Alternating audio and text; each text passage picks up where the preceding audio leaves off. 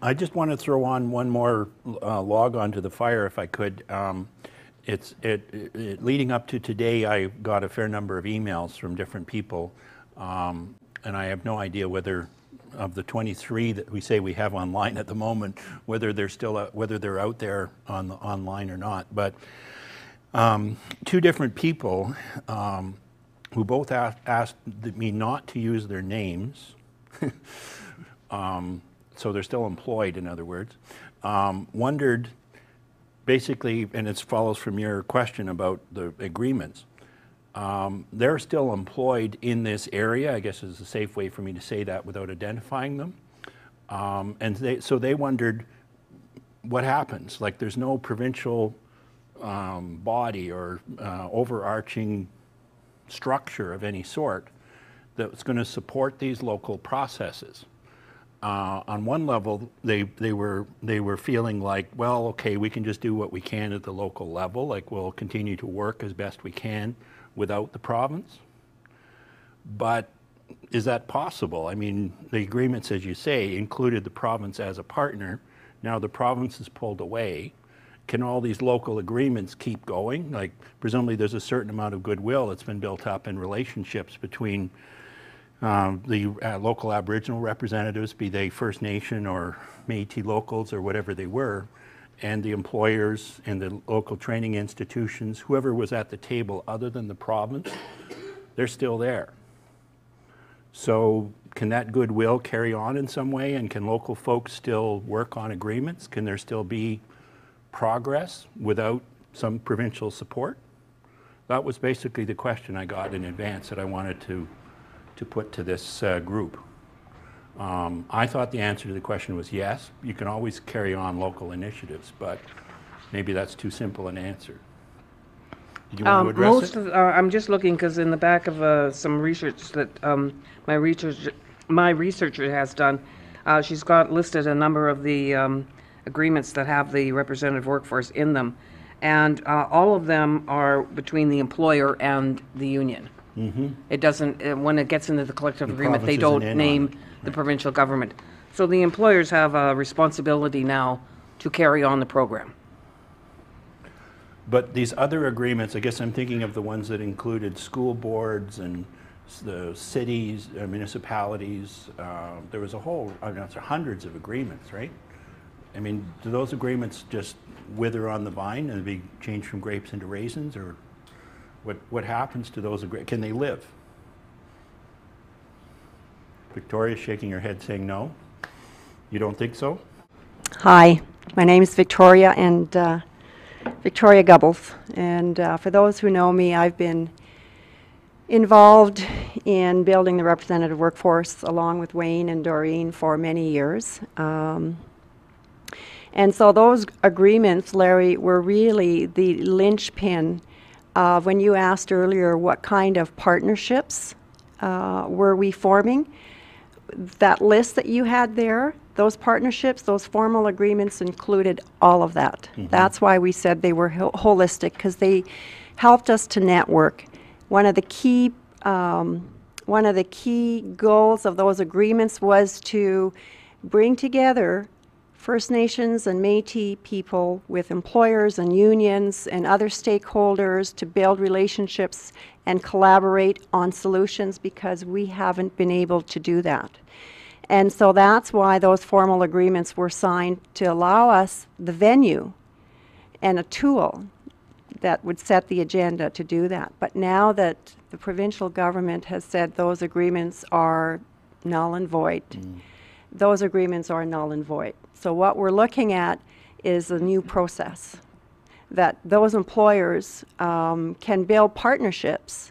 They have the principles, that they can still use the principles, but they have to get a little creative, and how are we going to now take those principles and use them locally to build on those processes.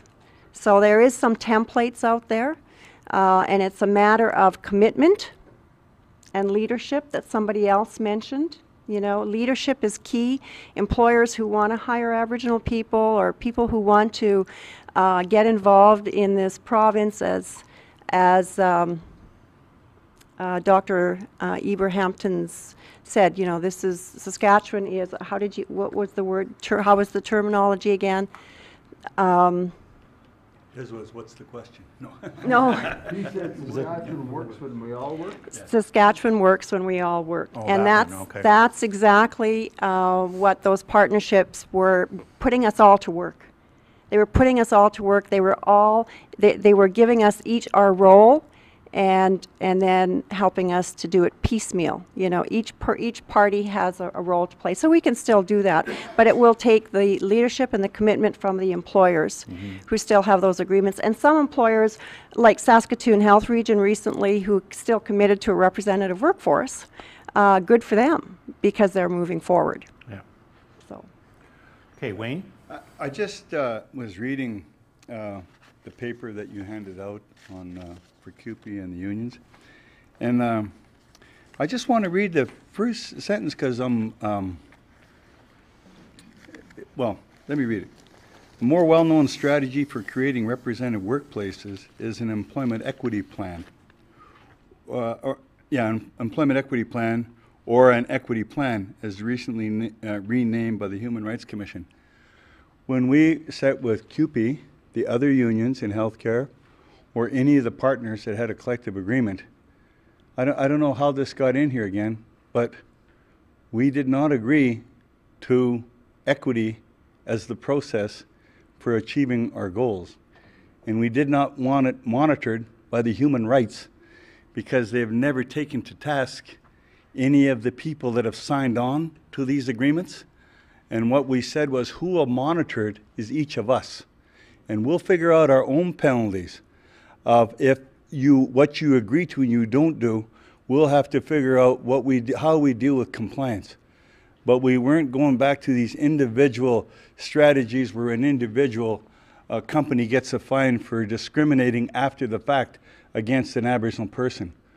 So that was part of our overall plan, was not to use equity and their goals. We had different deliverables than any of the equity goals that have been put in place. As a matter of fact, you remember when we went and met with you, we said we met with Madam Ramsey, who at the time was the head, and she said in the history of the program, no employer has ever met compliance. And then we said, so why would we do that then? Why would we sit down and use an old strategy to try to get a new strategy put in place? It wouldn't make any sense to us because we got all that baggage. And our people said, we don't want to get quotas. This is a merit-driven strategy where Aboriginal people will come with their good marks, not live off the goodwill of employer. That's what we argue about. So, and it keeps getting mixed up in this. I know healthcare, we had this debate, they tried Dance of the Elephants, you know. They had their foot solidly in both camps, and you can't. Pardon me? Well, no, it was in Regina Healthcare. I'm agreeing with you. Yeah, I know, because they keep sneaking in, trying to make like they're doing their job. And if they were doing their job, they would stand up to these employers. And where they wanted to hire discriminately, and they would have did it, and they haven't. So I asked the question, if it's so good, and you heard PA is now 19%, I said, so name me, why everybody on my case?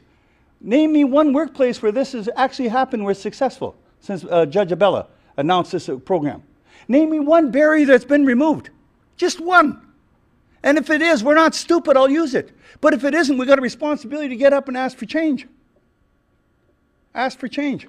I remember when we came here, they said, you know, you people, we got an equity agreement, but you should go over to SIFC because all those people feel more comfortable over there.